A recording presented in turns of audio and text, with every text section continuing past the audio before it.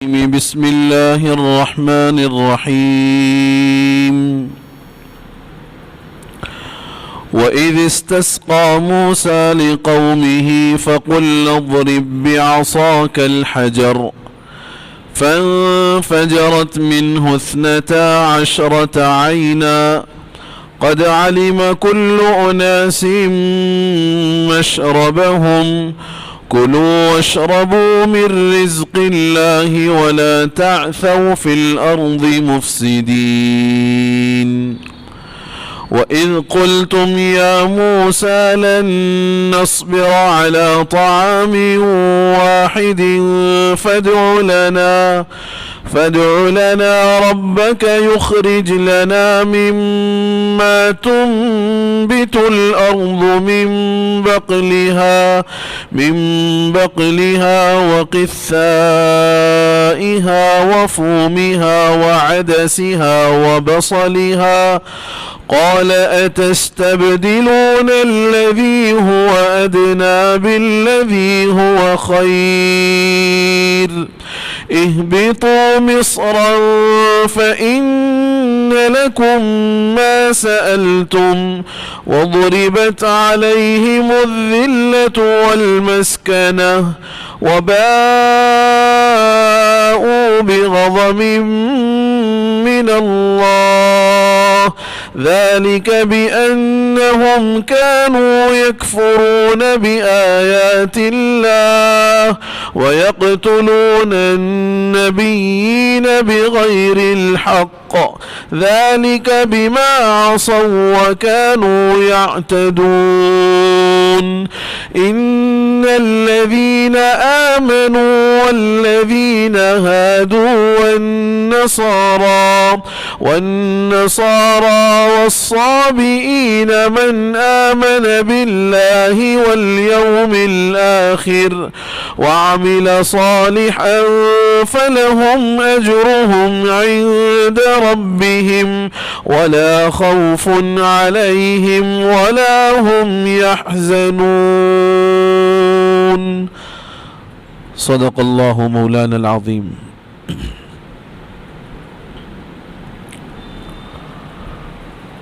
قابل احترام عزیز بزرگوں، نوجوان بھائیوں اور پسے پردہ سننے والی ماؤں اور بہنوں، سورۃ البقرہ کا 7واں رکوع تلاوت کیا گیا اور 8ویں رکوع کی ایک آیت بھی تلاوت میں شامل کی گئی، یعنی کل 4 آیات کی تلاوت ہوئی ہے، 3 آیات کی تلاوت ہوئی ہے، اور انشاءاللہ اسی 3 آیات پر آج کی مجلس میں گفتگو ہوگی۔ پچھلا جو رکوع گزرا ہے، اس رکوع میں بنی اسرائیل کے متعدد واقعات اور ان واقعات سے حاصل ہونے والا سبق یہ پیش کیا گیا۔ ان آیات میں بھی بنی اسرائیل سے متعلق مزید کچھ واقعات ہیں، لیکن واقعات کا رنگ و آہنگ، سٹائل یا انداز تبدیل ہے۔ یہ واقعات کو سمجھنے میں انشاءاللہ ممد و معاون ہوگی یہ بات کہ اس سے پہلے جو واقعات بیان ہوئے ہیں، حضرت موسیٰ علیہ السلام کے زمانے میں بچوں کا قتل ہونا، حضرت موسیٰ کو بحفاظت اللہ تعالی فرعون کے محل میں لے جا کر وہاں پرورش کروانا، اور پھر ان لوگوں کو فرعونیوں کے ظلم سے نجات دلا کر مصر کا تخت اقتدار ان کے حوالے کرنا، اور پھر میدان تیہ کے اندر اپنی رحمت کا اور اپنی برکتوں کا ظہور بنی اسرائیل پر کرنا۔ ان لوگوں کا یہ بھی مطالبہ تھا کہ بھئی ہم اللہ کو جب تک نہیں دیکھیں گے اس وقت تک کیسے مانیں کہ یہ کتاب اللہ کی طرف سے آئی ہے۔ اس پر پہلے تو ان کے ساتھ اللہ کے عذاب کا نزول کے سارے مر گئے، پھر اللہ نے حضرت موسیٰ علیہ السلام کی دعا پر ان کو دوبارہ زندہ کیا. یہ وہ واقعات تھے جن واقعات میں بنی اسرائیلیوں کی طرف سے شوخی کی گئی. شوخی کا مطلب یہ ہوتا ہے یعنی دل لگی جس کو آپ بولیں.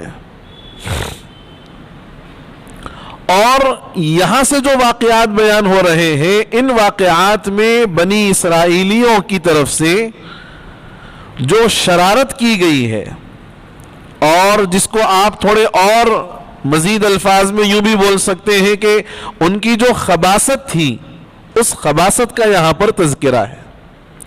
اور یہ بات یاد رکھنی چاہیے کہ شوخی جو ہوتی ہے وہ قابل معافی ہوتی. جانے انجانے میں کوئی ایسی بات ہو جائے وہ معفو عنہ ہے یعنی اس پر کوئی پکڑ نہیں ہوتی. لیکن جو جان بوجھ کر ایسا عمل کیا جاتا ہے تو پھر اس پر اللہ کی طرف سے پکڑ ہوتی ہے. میں اس کو ایک مثال سے سمجھاؤں آگے چل کر کے, یعنی ممکن ہے کہ آئندہ اتوار میں انشاءاللہ وہ واقعات آئیں کہ بنی اسرائیل نے پہلے تو مطالبہ کیا کہ ہم چاہتے ہیں آپ ہمارے لیے کوئی شریعت تجویز کروا کر لائیں, اللہ کی طرف سے کوئی ہمارے لیے کتاب لے آئے تاکہ ہم عمل کریں.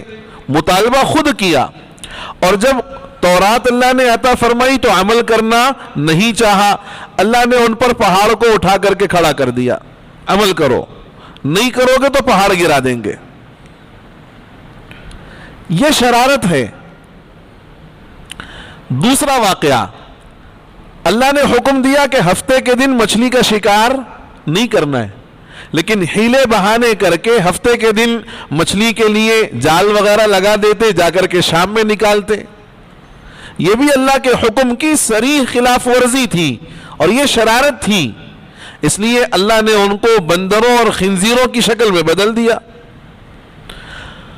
اور جو وہ کام انہوں نے پیچھے کیا کہ حضرت موسیٰ سے کہا کہ ہم جب تک نہیں دیکھیں گے نہیں مانیں گے, جب آواز آئی تو کہا, شرارتاً نہیں کہا, وہ شوخی کے طور پر کہا کہ بھئی ہو سکتا ہے کوئی اور نکال رہے ہو آواز, جب تک ہم اللہ کو نہ دیکھیں اس وقت تک ایمان نہیں لائیں گے.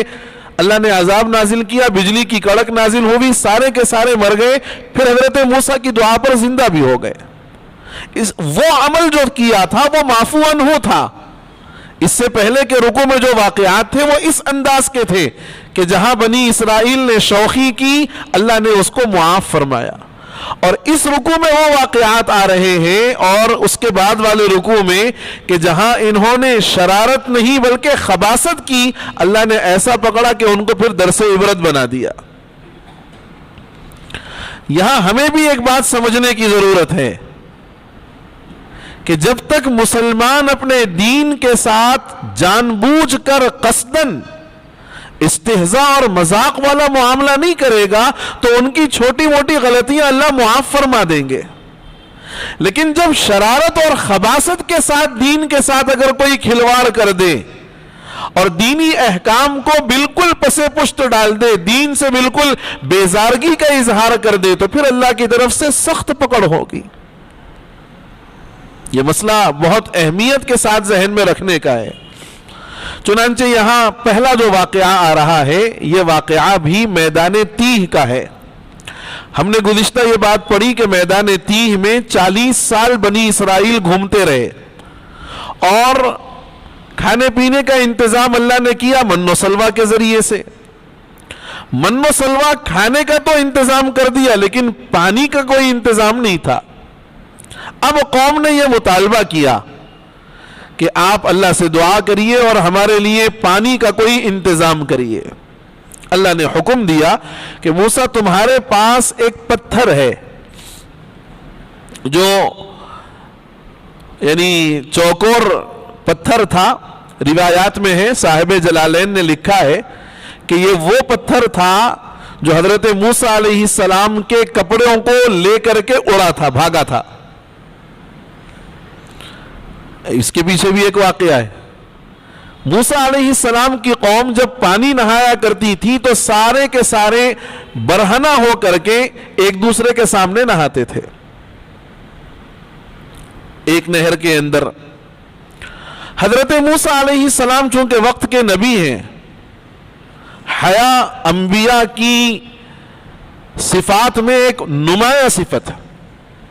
حضرت موسیٰ علیہ السلام قوم سے علیحدہ ہو کر، قوم سے ہٹ کر اکیلے جا کر کے نہاتے تھے۔ تو پوری قوم نے ایک بات مشہور کر دی کہ حضرت موسیٰ کو کوئی اندرونی بیماری ہے، اس لیے وہ یہاں آ کر کے نہیں نہاتے۔ حضرت موسیٰ کو کوئی اندرونی بیماری ہے، وہ چھپاتے ہیں اپنی بیماری کو، اس لیے یہاں آ کر کے وہ غسل نہیں کرتے۔ اللہ نے اس زعم کو اور ان لوگوں کا جو گمان تھا اس کو باطل اور غلط ثابت کرنا چاہا، تو حضرت موسیٰ نہاتے وقت جو اپنے کپڑے اتار کر کے ایک پتھر کے نیچے رکھے ہوئے تھے، جب نہا کر کے حضرت موسیٰ آئے تو وہ پتھر ان کپڑوں کو لے کر کے اڑا، بھاگا، آگے کی طرف نکلا، اور حضرت موسیٰ علیہ السلام اس پتھر کو یعنی اپنے کپڑوں کو حاصل کرنے کے لیے اس کے پیچھے دوڑ پڑے، اور بے خیالی میں یہ بات ذہن سے نکل گئی کہ سطر چھپا ہوا ہے یا نہیں ہے۔ اور ایسے ہی حضرت موسیٰ علیہ السلام اپنی قوم کے ان افراد کے سامنے تک پہنچ گئے جو پانی وغیرہ نہا رہے تھے۔ قوم نے دیکھ لیا اور کہا کہ نہیں، حضرت موسیٰ کو کوئی بیماری یا کوئی مرض نہیں ہے، یعنی اللہ اس بات کی براءت ظاہر کرنا چاہ رہے تھے، اس لیے یہ واقعہ پیش آیا۔ اب حضرت موسیٰ نے وہ پتھر کو پکڑا اور خوب مارا اپنی عصا سے، جلالی تھے تو وہ پتھر آپ اپنے ساتھ رکھتے تھے۔ جب میدان تیہ میں پہنچے تو اللہ نے فرمایا وہی پتھر جو سفید رنگ کا تھا، کہا اس پر آپ اپنی لاٹھی سے ضرب لگائیں، اور آپ کے ضرب لگانے کے نتیجے میں پتھر سے 12 چشمے نکل پڑے، کیونکہ بنی اسرائیل 12 قبیلوں میں تھی، حضرت یعقوب علیہ السلام کے کل 12 بیٹے تھے، تو ہر چشمے کو ایک قبیلے والے نے طے کر لیا کہ بھئی یہ ہمارا ہے، لڑائی جھگڑا نہ ہو، ہر قبیلے کا ایک چشمہ متعین ہو گیا، ایک یہ تمہارا ہے، یہ تمہارا ہے، یہ تمہارا ہے، لڑائی جھگڑا نہیں ہوگا، اور ساروں نے ایک ایک چشمہ اپنا طے کر لیا، وہاں سے پانی پینے لگے۔ یہاں دو باتیں سمجھنے کی ہیں۔ سب سے پہلا سوال کہ بھئی پتھر سے پانی کیسے آ سکتا ہے؟ پتھر سے پانی کیسے آ سکتا ہے؟ ایک جواب تو یہ ہے کہ اللہ کی قدرت سے کوئی چیز بعید نہیں ہے، اللہ کی قدرت سے کوئی چیز بعید نہیں ہے۔ دوسرا جواب یہ ہے کہ آب زمزم جس سے ایک دنیا آج تک سیراب ہو رہی ہے، یہ بھی پتھر سے ہی نکلنے والا ایک پانی ہے۔ جب اللہ کی قدرت آب زمزم پتھر سے نکل سکتا ہے اور نکل رہا ہے، دنیا سیراب ہو رہی ہے، تو وہاں پتھر سے پانی کیوں نہیں نکل سکتا؟ دوسرا ایک جواب یہ بھی ذہن میں رکھا جا سکتا ہے کہ بعض پتھر وہ ہوتے ہیں جو لوہے کو اپنے اندر جذب کر لیتے ہیں۔ بڑے بزرگ لوگ بیٹھے ہوئے ہیں، وہ جانتے ہیں کہ بعض پتھر وہ ہوتے ہیں جو لوہے کو اپنے اندر جذب کر لیتے ہیں۔ ایسے ہی بعض پتھر وہ ہوتے ہیں جو پانی کو اپنے اندر جذب کر لیتے ہیں، اور حضرت موسیٰ کے عصا مارنے کی وجہ سے اس سے وہ چشمے نکل پڑے۔ ایک بات تو یہ۔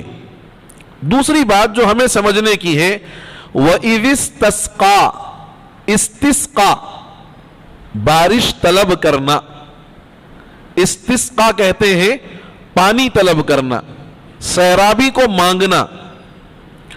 آپ غور کریے، حضرت موسیٰ علیہ السلام نے قوم کے کہنے پر دعا فرمائی، اور نبی مکرم صلی اللہ تعالی علیہ وسلم نے استسقاء کے سلسلے میں 2 طریقے آپ سے ثابت ہیں۔ ایک تو یہ ہے کہ آپ نے بھی صرف دعا فرمائی استسقاء کے لیے، بارش طلبی کے لیے۔ چنانچہ حضرت انس رضی اللہ عنہ راوی ہے، فرماتے ہیں کہ آپ صلی اللہ علیہ وسلم نے جمعہ کی نماز کے بعد بارش کے لیے دعا فرمائی، اور آپ کے ہاتھ پھیرنے سے قبل مدینے کے اندر بارش ہوئی۔ یہ صرف دعا کے ذریعے سے بارش طلب کرنا ہے۔ حضرت موسیٰ نے بھی وہی کام کیا، دعا کی، بارش اللہ نے برسا دی۔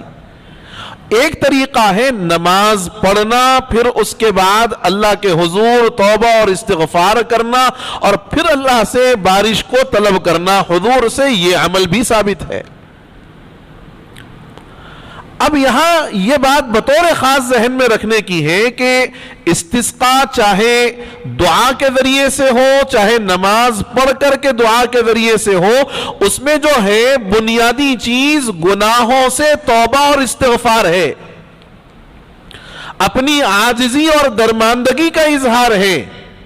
دعا بہرحال اللہ سے طلب کریں، اللہ سے مانگیں، لیکن دعا کی قبولیت کے لیے گناہوں سے پاک صاف ہونا، گناہوں کو چھوڑ دینا اور گناہوں کے قریب نہ جانا قبولیت دعا کے لیے یہ شرط ہے۔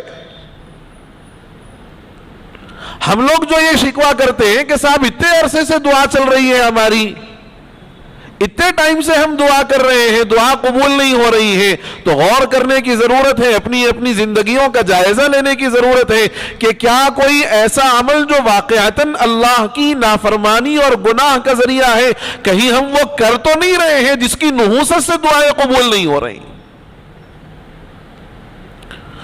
گناہوں کو چھوڑے بغیر، اللہ کی نافرمانیوں کو ترک کیے بغیر قبولیت دعا کی امید رکھنا یہ کسی کو حق نہیں پہنچتا۔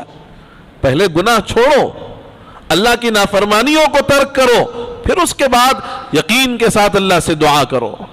آج ہماری دعاؤں کا حال یہ ہے کہ ہماری دعاؤں میں اولاً وہ تڑپ نہیں ہے، ہماری دعاؤں کے اندر وہ جو جذبہ درو ہونا چاہیے وہ جذبہ درو نہیں ہے،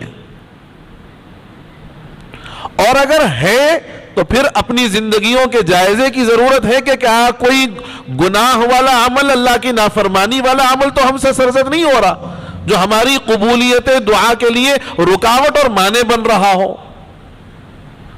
اللہ کے رسول صلی اللہ علیہ وسلم نے جب استسقا کی دعا فرمائی، اس دعا کے اندر آپ علیہ السلام نے ہاتھوں کو یوں آسمان کی طرف اٹھایا اور پھر خوب اللہ سے دعائیں کی، اللہ سے طلب کیا بارش کو، اور یہ کہا کہ آپ اگر بارش نہیں برسائیں گے تو لوگ اپنی ہلاکت کے قریب آ جائیں گے، اس لیے کہ مدینے میں قحط آیا ہوا تھا۔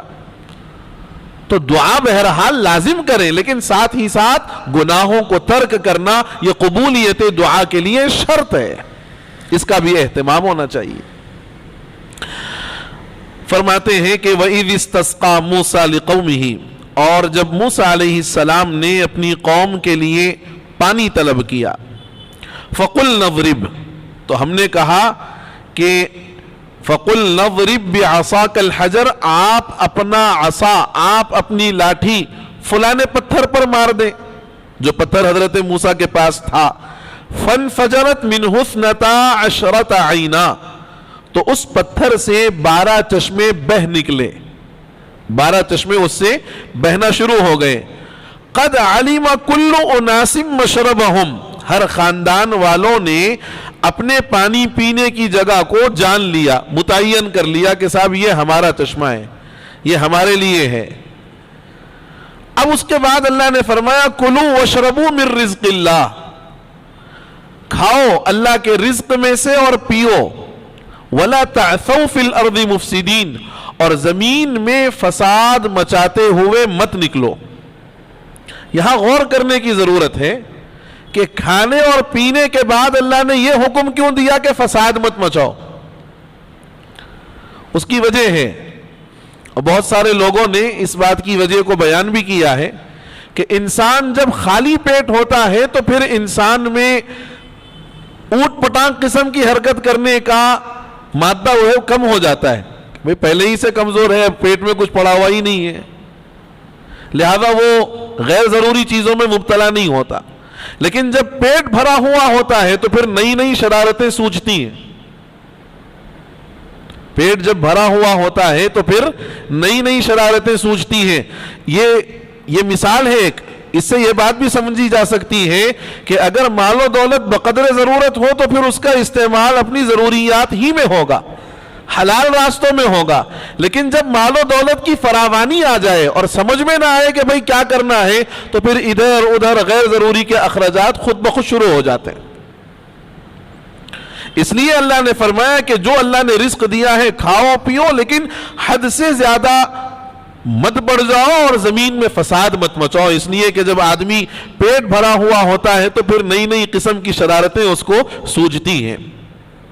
دوسرا واقعہ، وَإِذْ قُلْتُمْ يَا مُوسَى لَن نَّصْبِرَ، میدان تیہ میں تھے، 40 سال من و سلوہ مل رہا تھا، بغیر کسی محنت اور مشقت کے، نہ زمین جوتنے کی تکلیف، نہ زمین کو ہموار کرنے کا معاملہ، نہ بیج ڈالنے کا کوئی تصور، نہ فصل کے اگنے کا انتظار اور فصل پکنے اور کٹنے کا کوئی انتظار نہیں، سب ریڈی میڈ معاملہ چل رہا تھا میدان تیہ میں۔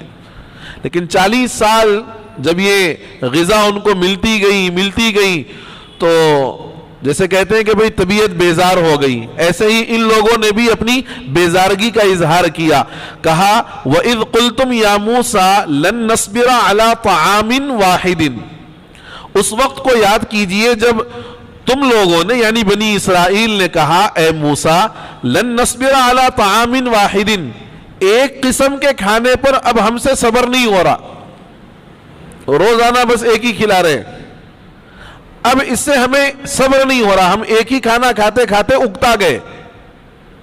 لن نصبر علی طعام واحد، طعام واحد پر مفسرین نے یہ اشکال کیا ہے کہ وہاں تو 2 چیزیں مل رہی تھی نا، ترنجبین مل رہا تھا اور وہ بٹیر مل رہا تھا، من اور سلوہ 2 الگ الگ چیزیں تھیں، ان کو ایک کھانا کیوں کہا گیا حالانکہ یہ تو 2 الگ الگ کھانے ہیں؟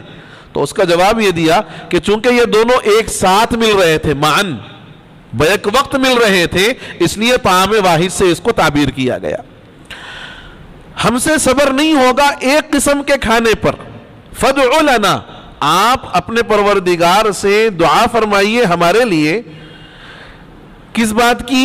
یخرج لنا مما تنبت الارض، کہ اللہ تعالی ہمارے لیے نکالے، پیدا کرے ان چیزوں کو جو زمین اگاتی ہے، مما تنبت الارض، وہ چیزیں جو زمین سے اگتی ہیں، کیا ہے وہ؟ اس کی وضاحت بھی کی، من بقلیہا یعنی ساگ، ترکاری، بقلن کہتے ہیں ترکاری کو، ساگ، وقثائہا ککڑی، کھیرا، وفومیہا گیہوں، وعدسیہا مسور کی دال، وبصلیہا اور پیاز، ویرائٹی قسم کے تھے بھائی، ہر ویرائٹی ہونا تھا ان کو، اس لیے اس کی وضاحت بھی کر دی کہ ہمیں ترکاری چاہیے، ککڑی چاہیے، یعنی کھانا بھی ہے، سلاد بھی ہونا، وفومیہا گیہوں بھی ہونا، وعدسیہا مسور کی دال بھی ہونا، وبصلیہا پیاز بھی ہونا۔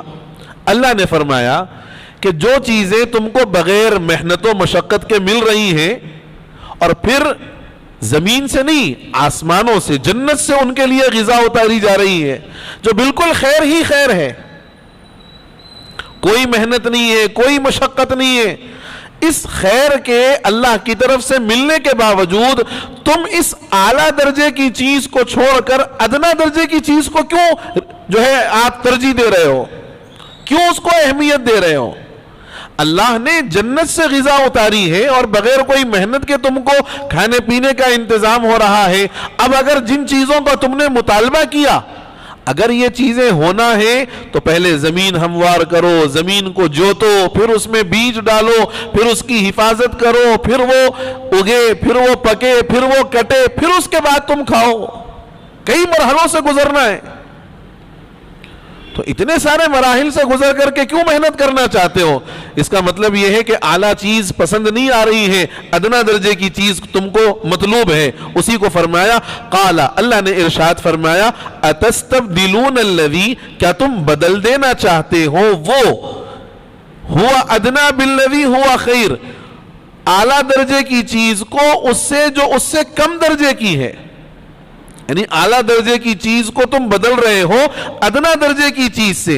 اگر تم واقعتاً یہی چاہتے ہو اور جنتی غذا اب تم کو پسند نہیں آ رہی ہے، اہبطوا مصرا، تو جاؤ کسی شہر میں جاؤ، فإن لکم ما سألتم، تمہارے لیے وہاں پر وہ ساری چیزیں ہیں جس کا تم نے سوال کیا، جو چیزیں تم نے مانگی وہ ساری چیزیں تم کو وہاں پر ملے گی. پیاز بھی ملے گی, ککڑی ملے گی, جو تم نے ترکاری بھاجی ساری چیزوں کا مطالبہ کیا. کسی زمین میں کسی شہر میں جاؤ اور وہاں جا کر کے ہل چلاؤ, اس کے بعد یہ ساری چیزوں کو اگاؤ, پھر اس کے بعد اس کو کھاؤ. اہبطوا مصرا فإن لكم ما سألتم, تم کسی شہر میں جاؤ اس لیے کہ تمہارے لیے وہ چیزیں ہیں جو تم نے پوچھی, تم نے مانگی. وضربت عليهم الذلة والمسكنة وباءوا بغضب من اللہ, اور اللہ نے ان پر ذلت اور مسکنت ڈال دی ہے. اللہ نے ان پر ذلت اور مسکنت کو ڈال دیا ہے. وباءوا بغضب من اللہ, اور وہ اللہ کے غضب کے ساتھ لوٹے. صاحب جلالین نے اس کی ایک مثال دی کہ ان پر ذلت اور مسکنت ڈال دی گئی ہے, طاری کر دی گئی ہے. کیا مطلب ہے اس کا؟ اس کا ایک مطلب تو یہ ہے کہ یہود اب قیامت تک کبھی اپنی حکومت نہیں بنا پائیں گے. یہود قیامت تک اب اپنے بل پر کوئی حکومت نہیں بنا پائیں گے, اور پوری زندگی یہ جو رہیں گے یہ کسی نہ کسی کے محکوم اور غلام بن کر رہیں گے. صاحب جلالین یہ فرماتے ہیں کہ جیسے پہلے زمانے میں سکے ہوتے تھے, ان سکوں پر ٹھپا ہوتا تھا, اور وہ ٹھپا اس سکے کے ساتھ لازم ہے. جب تک وہ ٹھپا نہیں ہے وہ سکہ چلے گا نہیں. جیسے اس سکے کے لیے وہ ٹھپے کا ہونا لازم ہے, ایسے ہی یہود کے لیے ذلت و مسکنت کا ہونا لازم ہے. ضربت علیہم الذلہ, ضربت کا جو لفظ ہے وہ لفظ یہ معنی بتاتا ہے کہ ان کے لیے یہ چیز لازم ہے. چنانچہ ابن کثیر رحمت اللہ علیہ نے ضربت علیہم الذلہ کا مطلب یہ بیان کیا, جہاں جائیں گے پوری دنیا میں, جہاں جائیں گے جس جگہ رہیں گے ذلیل اور خوار ہوں گے, اور کسی نہ کسی کے ماتحت ہی رہیں گے, کسی نہ کسی کے ماتحت ہی رہیں گے. اور ابن ضحاک نے یہ تفسیر بیان کی کہ ان کی اپنی کوئی حکومت قائم نہیں ہوگی, اور جہاں کہیں بظاہر ان کی کوئی حکومت نظر آ رہی ہے وہ در حقیقت ان کی نہیں ہے, وہ امریکہ اور برطانیہ کی طرف سے ملنے والا ایک چھوٹا سا ان کو حقیر سا تحفہ ہے. جو ان کے بل پر نہیں ہے وہ ان کے بل پر ہے. چنانچہ بہت سارے لوگوں کو یہ اشکال کہ قرآن تو یہود کے سلسلے میں کہتا ہے کہ اللہ نے ذلت اور مسکنت ان پر ڈال دی ہے, تو پھر ان کی جو فلسطین کے پاس میں حکومت ہے, باضابطہ ان کا اپنا ایک علاقہ ہے اسرائیل, تو اس کی حیثیت جو ہے اس چھاونی کی ہے جو پولیس کی چھاونیاں ہوتی ہیں. چیک پوسٹ پر جیسے پولیس کے چھاونی ہوتی ہے وہ وقتی اور عارضی ہوتی ہے, جب تک ضرورت ہوتی ہے وہ اس وقت تک قائم رہتی ہے, اور جب ضرورت ختم ہو گئی تو وہاں سے وہ چیز ختم کر دی جاتی ہے. ان کی جو بستی آباد ہے بہرحال ایک لمبے عرصے سے ہے, اس کا انکار نہیں ہے, لیکن اس کی حیثیت اسی چھاونی کی ہے, اور یہ ان کے اپنے بل پر نہیں ہے, یہ امریکہ اور برطانیہ کی مرہون منت ہے. یہ اپنی مرضی سے ایک مہینہ نہیں زندہ رہ پائیں گے جب تک اگر ان کو سپورٹ اور ان کی محافظت نہ کی جائے. یہ ہے وہ مسکنت اور ذلت جو اس زمانے سے آج تک چلی آ رہی ہے, اور قرب قیامت تک نہیں بلکہ آخری دن تک یہ چیز چلتی رہے گی. اور اگر کسی کو ایک اشکال یہ بھی ہو کہ صاحب دجال جو آئے گا وہ تو یہودیوں میں ہی سے آئے گا, اور اس وقت تو ان کی پوری حکومت رہے گی, تو فرمایا کہ 4 دن کی جو چاندنی ہوتی ہے اس کو حکومت نہیں کہا جاتا. 4 دن کی جو چاندنی ہوتی ہے اس کو حکومت سے تعبیر نہیں کیا جاتا, وہ وقتی غلبہ اور وقتی اثر ہے جو ان کی حکومت نہیں ہے. اس وقت کے حالات اس لیے ہوں گے کہ اللہ نے اس قسم کے حالات بنائے ہیں, اور ایسا ہونا ہے, ایسا ہونا ہے. اور یہ بتلانا ہے کہ تم اپنے آپ کو جو بڑی کامیاب قوم سمجھتے ہو, اتنی کامیابیوں کے باوجود بھی تمہاری ذلت بہرحال تمہارے ساتھ مقدر ہے, ہمیشہ رہے گی تمہارے ساتھ. تو آیت قرآنیہ میں اس کی وضاحت ہے, وَضُرِبَتْ عَلَيْهِمُ الذِّلَّةُ وَالْمَسْكَنَةُ, اور ان پر ذلت اور مسکنت طاری کر دی گئی، ڈال دی گئی، اور وہ اللہ کے غضب کے ساتھ لوٹے. اور کیوں ان کے ساتھ یہ معاملہ ہوا؟ تین چیزیں ان کے اندر تھی بطور خاص یہود میں. ذالک بانہم کانوا یکفرون بآیات اللہ، یہ اس وجہ سے کہ یہ اللہ کی آیتوں کا انکار کرتے ہیں. ویقتلون النبیین، اور اللہ کی آیتوں کے انکار میں حضور کی رسالت کو نہ ماننا بھی شامل ہے. وَيَقْتُلُونَ النَّبِيِّينَ، اور انبیاء بنی اسرائیل کو قتل کرتے ہیں.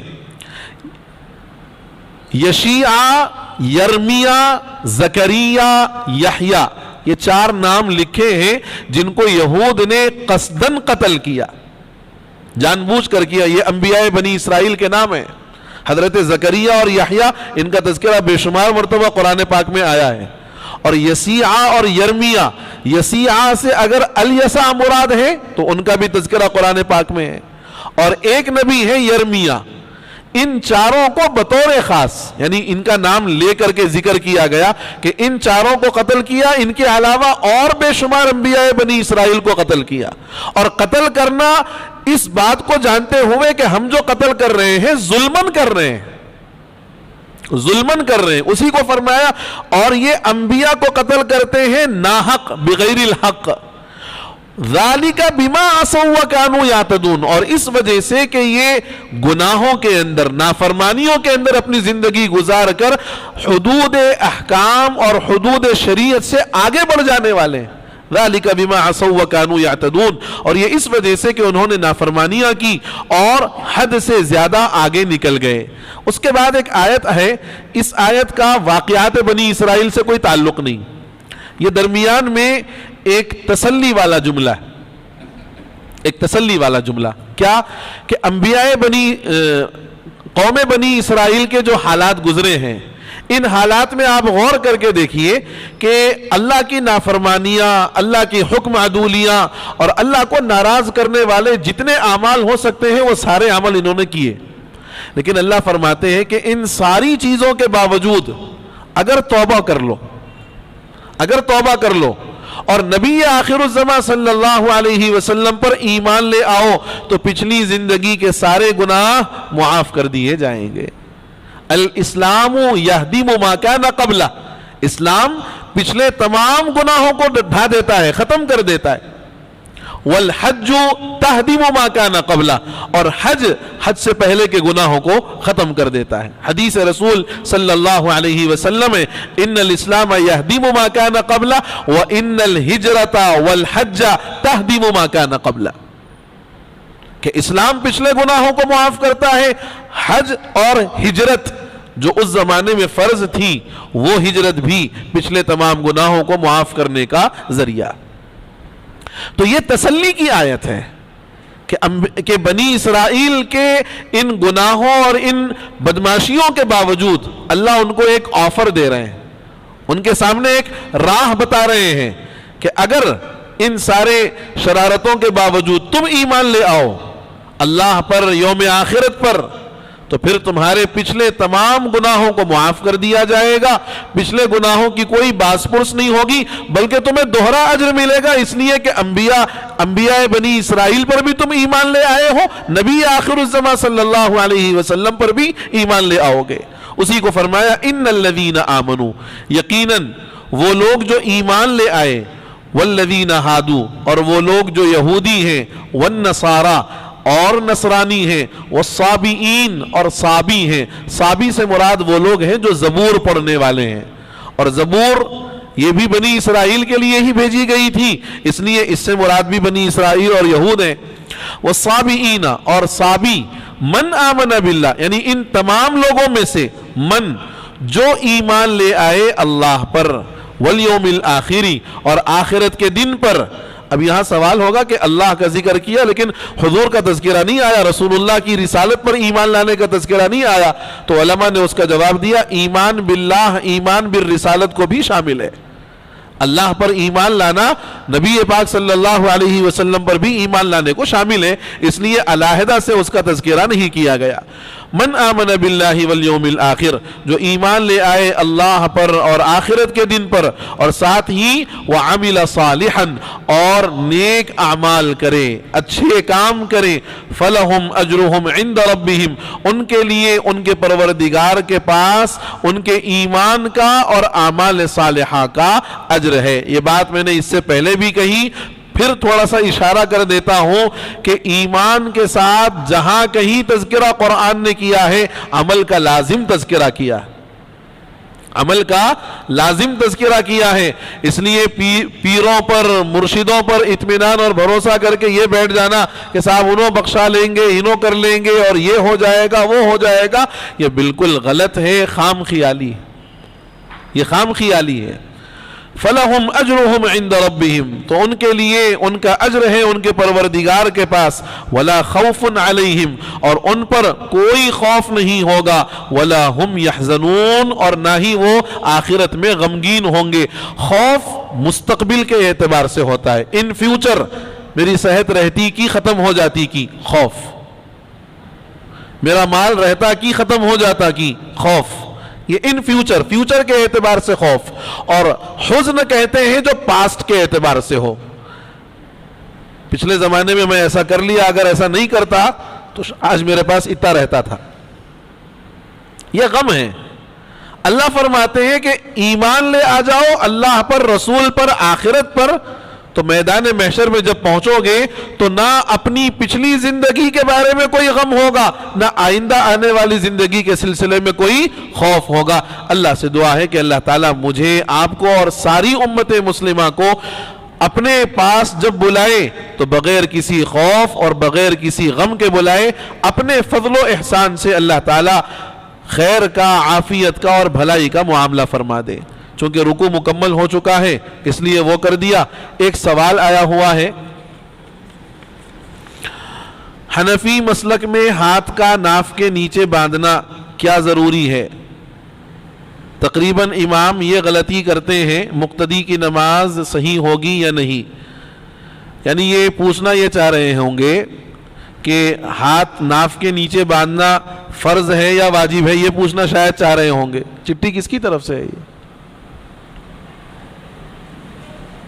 بھئی صاحب سوال اگر سامنے ہو تو جواب بھی اچھا مل جاتا نا۔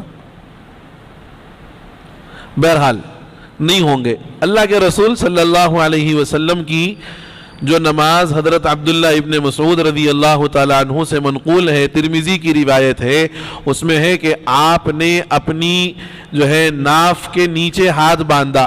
تو اب ناف کے نیچے ہاتھ باندھنے میں ایک تو یہ ہے یوں آپ ہاتھ ناف کے نیچے باندھیں، بالکل یہ ناف یہاں پر ہے اور آپ نے ہاتھ یہاں باندھا ہوا ہے، ٹھیک۔ لیکن اگر کوئی ایسا کر دے تو اس کی بھی گنجائش ہے، اس لیے کہ قرب شے کو شے کا حکم دیا جاتا ہے، یعنی بالکل قریب ہی میں ہے، اگر وہاں تک بھی باندھ دیا تو نماز بہرحال ہو جائے گی۔ تقریباً امام یہ غلطی کرتے ہیں، کیا غلطی کرتے ہیں؟ یعنی ان کے شاید بولنے کا مطلب ہوگا کہ بعض یہاں باندھ لیتے ہوں گے، تو کیا اس سے مقتدی کی نماز صحیح ہوگی یا نہیں؟ مقتدی کی نماز صحیح ہو جائے گی، اس میں کوئی مسئلہ نہیں ہے، فرق نہیں، اس کی نماز کے لیے کوئی رکاوٹ نہیں ہے۔ دوسرا سوال، قاعدے میں سیدھا پیر کھڑا رکھنا، اس بارے میں قاعدے میں سیدھا پیر کھڑا رکھنے کا مطلب یہ ہے کہ جب آپ قبلے کی طرف بیٹھیں ایسے، تو یہ آپ کا مان لیجئے سیدھا پاؤں ہے، آپ اس کو یوں اس کی انگلیوں کو قبلے کی طرف کریں، اور حضور سے دو طریقے سے بیٹھنا ثابت ہے۔ ایک تورک ہے، یعنی پیر باہر نکال دیں اور یعنی کمر کے بل پر بیٹھ جائے، تورک جس کو کہتے ہیں ایک، اور ایک ہے کہ یہ سیدھا پاؤں یوں کھڑا ہو اور دوسرے پیر کو آپ بچھائیں اور اس پیر پر آپ بیٹھ جائیں، یہ طریقہ ہے۔ کوئی ایک صاحب کر کے دکھا دیں تو یعنی سوال کرنے والوں کو بھی سمجھ میں آ جائے۔ سیدھا پاؤں یوں کھڑا ہونا ہے، اب اس کی کم سے کم 3 انگلیاں تو قبلے کی طرف ہونا ہے، 3 انگلیاں لازم ہے، ہونا تو چاہیے کہ 5 ہو جائیں، لیکن 3 انگلیاں ضروری ہیں۔ اگر 3 بھی ختم ہو جائے تو لیلاکثری حکم الکل کا جو معاملہ ہے وہ قاعدہ وہاں پر جاری ہوگا۔ تو حافظ صاحب ذرا آپ بیٹھ کے دکھا دو بھائی، نہیں بھائی کوئی وہ بات نہیں ہے، آپ کو ثواب ملے گا اگر آپ کے اس عمل سے کسی کی جو ہے اصلاح ہو گئی تو ثواب ملے گا انشاءاللہ آپ کو۔ یہ دیکھیے یہ سیدھا پاؤں ہے جو کھڑا ہے، اور یہ بایاں پاؤں ہے جو نیچے بچھا ہوا ہے، اس کے اوپر بیٹھنا ہے۔ ایک طریقہ یہ ہے میں نے جو آپ سے کہا۔ دوسرا طریقہ حضور سے یہ بھی ثابت ہے، بخاری اور ترمذی کے اندر بھی ہے، کہ حضور نے تورک کے ساتھ قاعدے میں آپ نے تشریف یعنی آپ بیٹھے ہیں، اس کی بھی اجازت ہے، لیکن علماء یہ فرماتے ہیں، علماء احناف، چونکہ مسئلہ احناف کے حساب سے پوچھا گیا اس لیے بتا رہا ہوں کہ حضور کا یہ جو عمل تھا اخیر عمر کے اندر آپ صلی اللہ علیہ وسلم یوں بیٹھا کرتے تھے، جیسے ایک رکعت کے بعد میں آپ جب اٹھتے ہیں تو ہاتھ ٹیک کر کے اٹھنا، یہ بھی حضور کے اخیر وقت میں، یعنی جب ضعف اور نقاہت کمزوری ہو گئی تھی تو آپ ہاتھ لگا کر کے اٹھتے تھے۔ اگر کوئی ہاتھ لگائے بغیر اٹھ جائے بالکل درست ہے، جوان آدمی ہے، طاقتور ہے، اٹھ سکتا ہے۔ بہرحال یہ سوال جو سوال کریں تو میری ایک گزارش ہے کہ وہ بالکل پوچھیں کہ صاحب یہ سوال ہے، اس کا کیا جواب ہے، تو دوسروں کو بھی فائدہ ہوگا اور سوال سمجھنے میں بھی، سوال کا جواب دینے میں بھی آسانی ہوگی۔ اللہ سے دعا ہے کہ اللہ تعالی ہم سبوں کو کہنے اور سننے سے زیادہ توفیق عمل نصیب فرما دے۔ الحمدللہ رب العالمین، اللہم صلی وسلم وبارک علی سیدنا ونبینا ومولانا محمد وبارک وسلم۔ ربنا اتمم لنا نورنا واغفر لنا انك على كل شيء قدير۔ اللهم حاسبنا حسابا يسيرا، اللهم زين اخلاقنا بالقرآن ونور قلوبنا بالقرآن واجعله لنا نورا وإماما وهدى۔ اللهم ذكرنا منه ما نسينا وعلمنا منه ما جهلنا وارزقنا تلاوة القرآن آناء الليل وآناء النهار واجعله لنا حجة يا رب العالمين۔ صلي وسلم وبارك على سيد الأنبياء والمرسلين والحمد لله رب العالمين۔